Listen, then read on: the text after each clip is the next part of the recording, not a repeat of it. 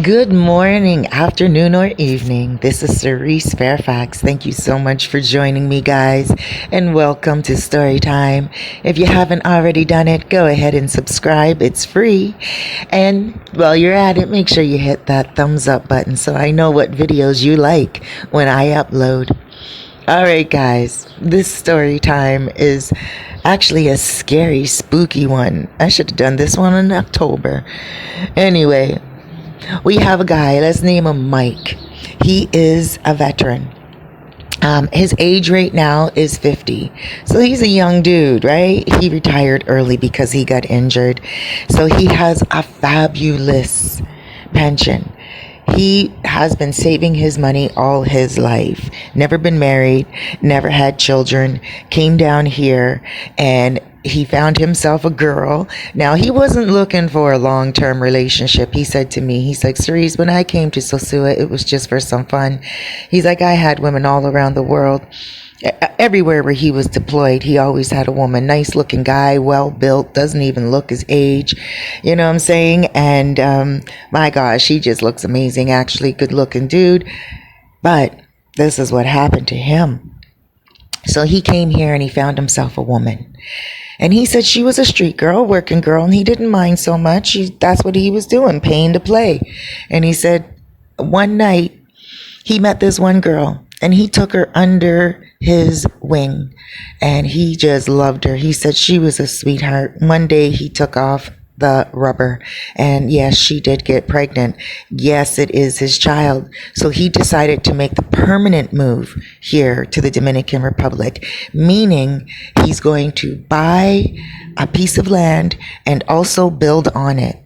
Okay, so what did he do? He changed his mind and he decided to buy an old abandoned hotel, a boutique hotel.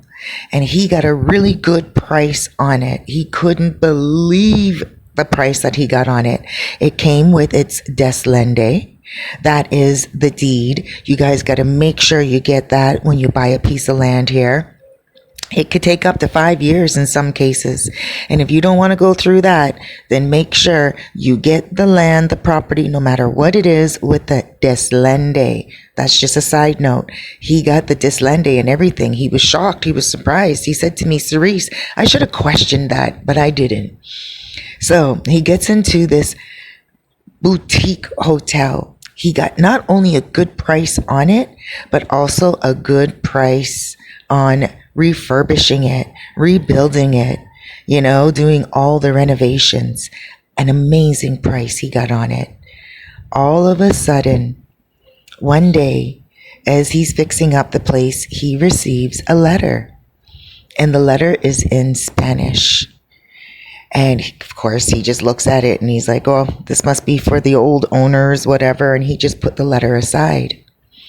So his wife, he's married now. He married the woman since it was his child.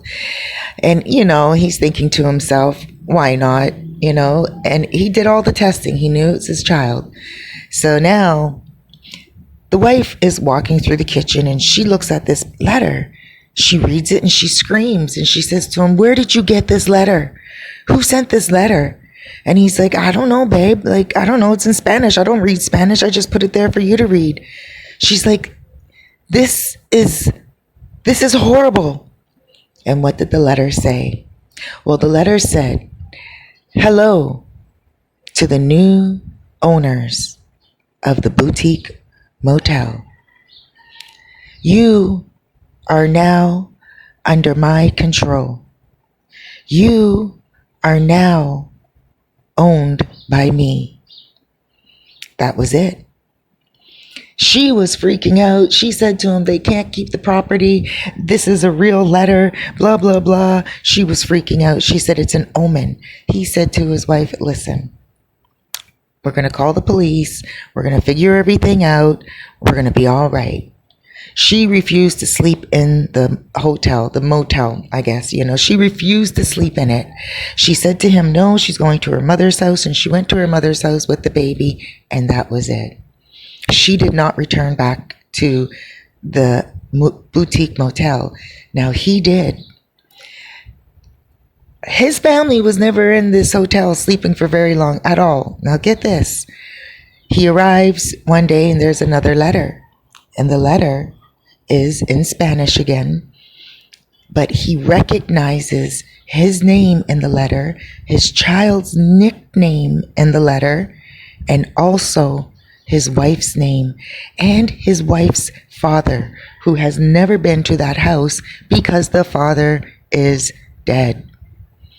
So now, the second letter says, the house is coming along very well.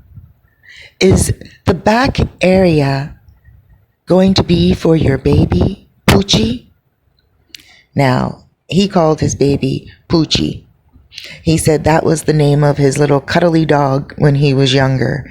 And he said his daughter had the same type of sleeping behaviors. She needed to hold her hand, and I don't know how a baby sleeps like a dog, but that's just another side note. He said she holds her hands up to her mouth like she's praying. And he used to have a little puppy that used to do the same thing. So this letter said, is that where Poochie will play? In the back area? You're setting it up so nicely. Now, he said to me, Cerise, there had to be cameras in the house because no one could see the back area. And then a third letter came. He didn't show the second letter to his wife, but he did show it to his realtor, because he wanted to know who lived there and who owned it before him. Well, the realtor said to him it was in the family, in a family for a very, very long time, and it hasn't been lived in for at least 10 years. And on top of that, it hasn't been a running hotel for at least 20 years. So the people who bought it, they were going to renovate it, and it took them 10 years to rebuild it, and they never did it. So it was vacant for 10 years. And he's thinking, who in the world would know that he moved in there? So what did he do? He ended up just, kind of just washing it away. The whole entire place was fixed up, looking beautiful, looking great. He finally convinced his wife to sleep there for one night. One night. And that same night is when the craziness went on. He said to me, Cerise, downstairs, there were cupboards open. There were glasses falling out. He said, I heard the glasses smash. I went downstairs and the cupboards were open, but there were no dishes on the floor. He said, the only reason why I went downstairs was because I heard dishes smashing. Why would I go down there? I didn't hear cupboards slamming. He said, but the cupboards were open and there was no dishes on the floor.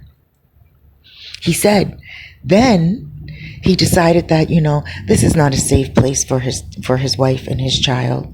He said, now, his wife heard the noise. When he went back upstairs, the wife said to him, did you hear that? Did you hear that? And he said, what? And he said, the boutique motel was beautiful. It was large, but it wasn't so big that he couldn't hear something in the other wing of the place. But he said he guessed that's what did happen. And his wife said, I hear babies crying. Babies are crying. And he's like, no, babies are crying. Stop it. And she refused to stay there. She said, take me home right now. Now, this is during curfew. This is a recent story. Now, this is during curfew. And he said to her, we cannot leave the house. We have to stay in the house. So what did he do? He took her out on the terrace. And they took the mattress out on the terrace. And they just slept on the terrace outside. It was a covered over terrace. And they just slept outside of the house, just in case anything went on. He said in the morning when he woke up, there were letters all around the house, inside of the house. There was one in the kitchen, and it says, when you cook, I will watch you. There was one down in he said it's like a cellar, but not really. It's just like a cool area where you can store food and everything. So a cellar, but not like a basement cellar. And he said there was one down there, and it said to them, this is where you will be locked when you do not listen to my demands. And then they went upstairs all the way to the top of the house, because he he just got it in his head that there's going to be a letter in every room. But they were all he said they were all splattered downstairs in the living room area. They were everywhere. One was on the couch, one was on the chair. And the chair, it said, when you sit here to drink your coffee and eat your toast, I will be watching you. And nobody knew that he liked to enjoy his coffee and his toast in that chair. That's where he liked to sit after, when he was doing all the renovations, right? He said he would make his coffee in the mornings when he arrived to the house, because he would sleep in the house, in his in-laws' house with his wife and his daughter. But when he would go back to the villa every day, like the boutique motel every day, to fix it up and renovate it and everything, he would go into the kitchen. He would make himself some coffee and toast, and then he would go sit in the chair and look at the plans every day. And how did the person know what he was doing? How? He still doesn't know till this day. Well, this is what happened. He and his wife packed up that very next morning, 4:30 in the morning. Like, they were not waiting for the 5 o'clock curfew. They were packing up everything, and he was walking through the whole entire house. Now, he said it was still dark in the house, but he had the lights on, and he was walking through the house, and there was no sign of anyone or anything. He doesn't know how those letters could have been just put all through the house. He still doesn't know how the letters got into the house at all. But he is sure that his place is haunted. He is sure that they are not people who are trying to take advantage of his land. He knows for sure that this story will get figured out and he'll find out who it is.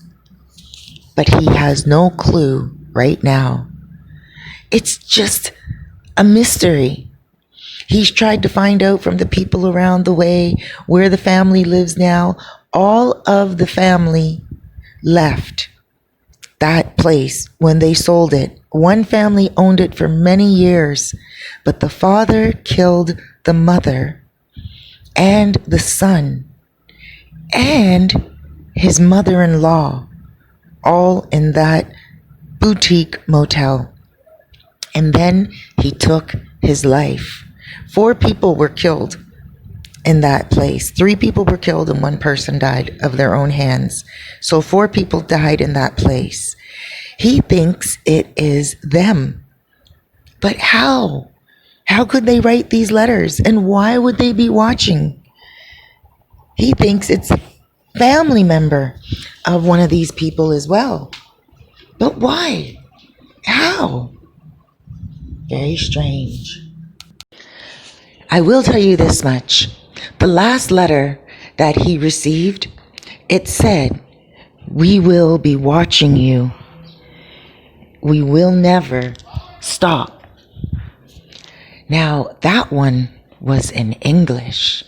He was freaked out even more. He said, "Cerise, I can only rent the place out now." And he says he doesn't want me to say where it's at all, because he doesn't want to lose money on it. He's making really good money on the hotel itself, especially even now in quarantine. He keeps saying that, oh my gosh, everything is going great. And he says that the money is just flowing in. He's not afraid of anything. He just doesn't want to lose the money. But he says that he has a maintenance man that takes care of everything, and he only goes during the day. And on top of that, there has not one letter has been sent to his in-laws' place. So he knows he's not being followed by anyone. But at the end of the day, how did all that happen? What do you guys think? Let me know.